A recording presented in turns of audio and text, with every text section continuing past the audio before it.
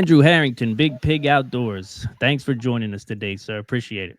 Yeah, thanks for having me, James. Not a problem, man. So, to get right down into it, I wanted to ask you, what do you think are some of the preconceived notions people have about search and rescue, sort of self rescue, utilizing their wilderness survival skills to get themselves out of a bad situation um, in a wilderness emergency? Yeah, so I think the biggest thing is like the separating the kind of like fantasy from reality. And so, I work in Great Smoke Mountain National Park and highest visitation out of any of the parks in the U.S. And so we get a lot of search and rescues. And then I also have a business where I teach wilderness survival. And so I try and teach from a reality based platform. And I came up through all the primitive skills. I came up through the bushcraft and all that stuff. And when I started working search and rescue 25 years ago, like I just saw there was a disconnect between what we really think we need and what we do need. And I myself have been rescued. I've got a plate in my head from a rock climbing accident. Oh, And so, like, yeah, my first search and rescue experience was me getting rescued that's a from good a place climbing to start. accident. So, a lot of experience in the search and rescue world, a lot of experience in the survival world. And so I just try and make sure that we have that good foundation. Now, by trade, I'm a professional hunter and trapper. I teach foraging, all that type of stuff.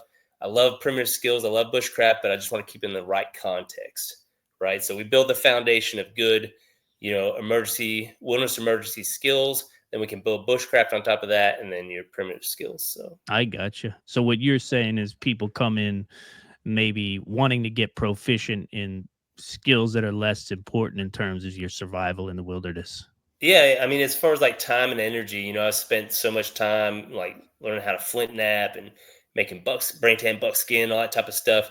Whereas if we're just looking for what's going to get us out of the woods and win that fight, right? We need to be focused on our wilderness medical, shelter, land navigation, Oh that yeah. type of stuff. Yeah. Yeah, that's a good one, man. Those skills are fun. You know what I mean? That they make you feel. I think what it is like when you learning something like wilderness medicine, even basic first aid, you don't feel half as much a rock star as you do if you make an arrowhead out of something, right? Sure, Like, sure. oh, I made an arrowhead. You're not gonna do anything with that arrowhead. You know what I mean? Yeah, But you made it, so you feel really good about it, as opposed to having a, you know, yeah, a yeah, background in basic yeah. first And I aid. mean, one of the benefits of the positions I have is like I get to see the people when we recover them, whether alive or dead and stuff.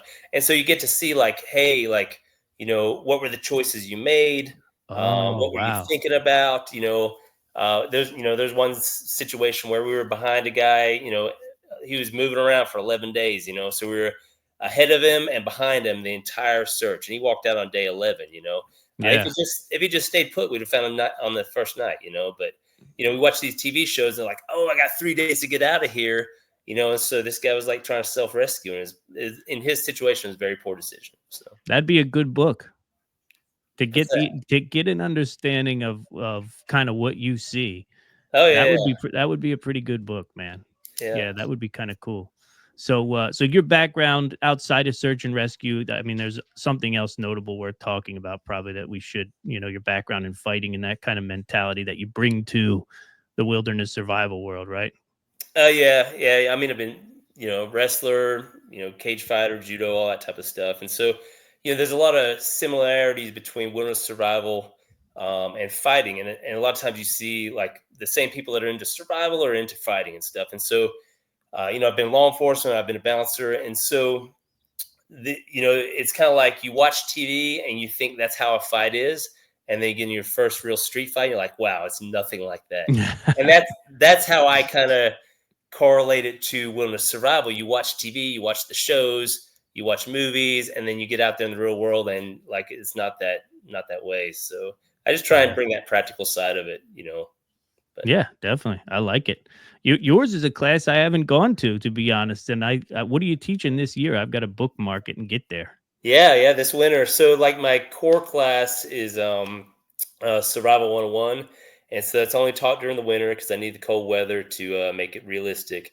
And so when I distill down like what type of threats are out there, right? So, there's 10 different catalysts for a wilderness survival situation from what I've done through research and experience and all that type of stuff. when we distill it down, we can get it down to three simple training goals, right? So we want to train your wilderness medical skills. We want to train your ability to spend the night out in bad weather with minimal gear, and then an immersion type scenario. So in the wintertime, we do all that. You spend the night out with minimal gear. We do a lot of medical type stuff. And then we have an emergency scenario at the end where I put you in the cold water, keep you there till you're shivering, you get out and you start your fire. And that's kind of like the finale drill. So, I gotcha. and coming from a law enforcement background, when we train military and law enforcement, we always put them in scenario-based training.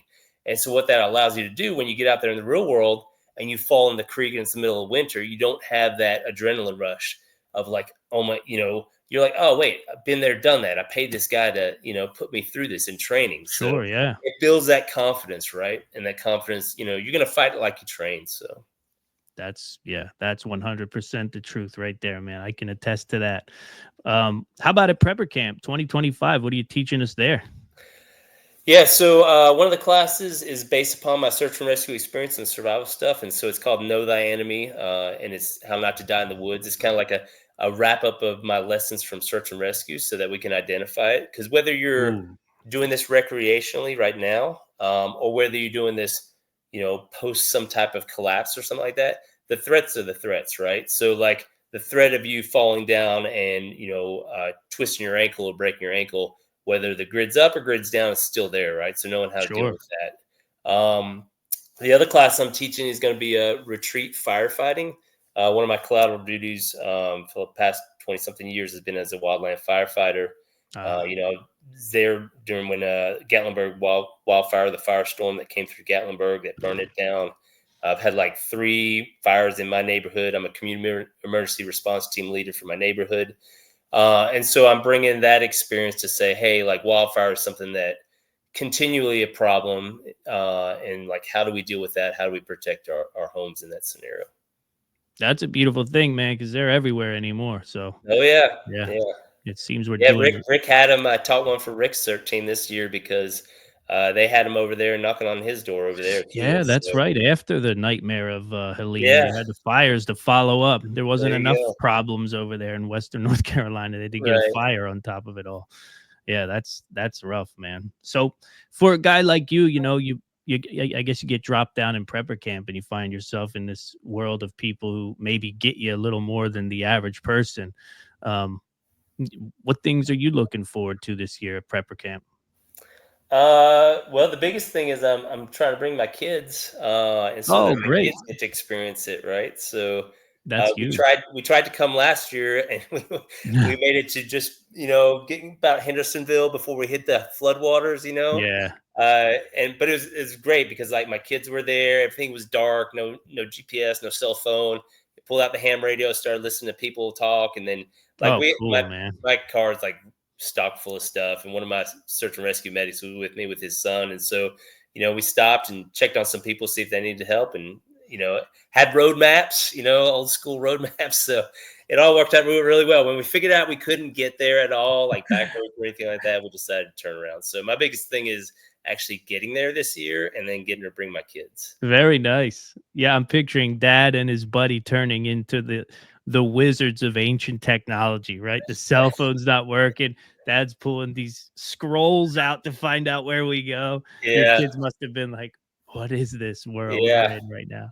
Yeah, You know? the kids had it. I mean, they saw houses underwater, car dealerships underwater. So it was great for both of our kids to say, "Hey, like this is one of the reasons why we prepare, right? We always think Oh it's going to be yeah, some big thing, but like where this is Gatlinburg firestorm, Helene, fires in my neighborhood, power outages and stuff. Like I mean, it's there. So it's it's good for there, my man. kids to see that. So. Yeah, that's great. Any notable? Well, how many years have you come? Is this like So your third, fourth? this would only be my second year. I taught that first year I came, and then this would be my second year. I'm teaching Oh, this really? year. Yeah, Oh, I so didn't know I that. hadn't I been thought to. I've seen you at 2 subsequent years, but I guess not. Yeah. Oh, well, that's good, man. So, like, what give us some moments from previous years that really stuck out to you. What stuck out to you in your maybe in your first year when you got there and you were like, okay, this is the big old dance, this is prepper camp, this is the crazy people camping out all weekend.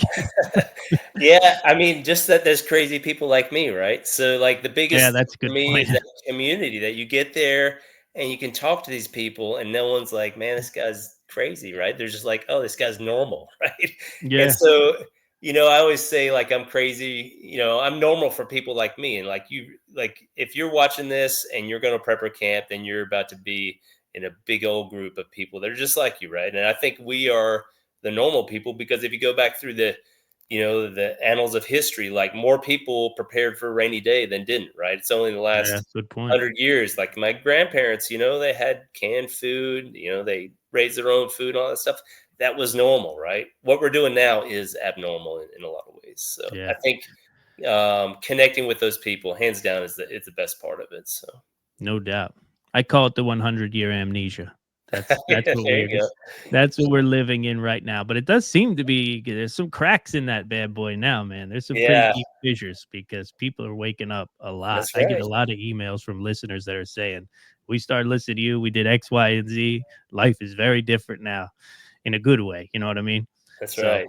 yeah, that is a great one. That is a great one. We've since our first year going to prepper camp, we have always remarked at the people there, not just the people there who show up with tons of experience and talk, but like the people there that are just running through the booths and showing up at the classes. They are one of the things we always talk about is like if you drop a wad of cash and your wallet at prepper camp, someone's going to find you and give it back. As Yeah, sort of a, as an overall feel for the type of person that's there. yeah, And yeah, that's tough to emulate, man. Rick's done something really special bringing those yeah. people together. I was kind of bummed that we didn't make it there for Helene, because I know Rick and them had it was a big deal there. And just be if we were there, like, it would have been like, man, like, go into action and get to work with everyone and coordinate. It would have been like, it would have been great, but we had to turn Yes. around. But if we got We had a paid lot of our for it. people there. The What's that? PB There was a pretty heavy PBN core there. Yeah, I yeah, didn't even shove off. I kinda took the Weather Underground's word for it and was like, I think I'll sit this one out, Rick." yeah, And, there were some parts of it, the camaraderie and the survival of the situation definitely seemed like something would have been fun to be a part of. yeah. But Dave Jones tells a story of, getting down to about 5 miles worth of gas before finding a gas station, Right. and that part I don't think I'd have enjoyed too. You know what I mean? Once you leave the party and you're heading home alone and there's nowhere to, yeah, that whole thing could have been rough, but hey, usually it goes like this in my experience. You get a year where the weather's pretty rough, and then you get another year where it's so beautiful you can hardly, like, describe it, and it worked that way for you, right? Your first year was really a nice year, and Yeah, then it was the great next weather. year you couldn't even make it there, so Yep. we're in line for a great year, Prepper There Camp you go. 2025. Real quick, folks, so we are September 26th, 27th, 28th. That QR code right there will get you right to the website. Tickets are 25% off for only a few more days. So make sure if you're going to be buying tickets, you get them in the ASAP to get that discount. The prices will go up. And you can also use that promo code up there at the top of the screen to get tickets as well. So I appreciate it, Andrew. Anything else you want to talk about? You got a booth set up too, or no? Yeah, they give me a booth. I don't know what I'll have yet. Right now. I'm currently writing a book on foraging, but I don't think it won't be done by that time. But I'll probably Oh, just have cool. flyers for my classes, maybe some other stuff. So Like wild edible exclusive foraging or medicine yeah, stuff yeah. So too? it's for the mountains around this area and stuff. So it's gonna be plants, mushrooms, Oh, nice. edible, medicinal, useful type plants. So yeah, it's gonna be through Falcon Guides. So yeah, I'm excited. So I'm working That's on it. sweet, man. Glad to hear it. We need more of you out there in the world, definitely. Because yeah, since inception, since I ran into you, I said, "Oh my God, this guy's cool. He can definitely make a difference." And looks like you have been. Yeah, All I'm right. working on it. Well, that's it for today's show, folks. I appreciate you. Get out there to preppercamp.com and get your tickets. And I guess we'll see you soon, Andrew. Looking Yeah, forward to it. I'll see you at Prepper Camp, James. Thank you. Bye.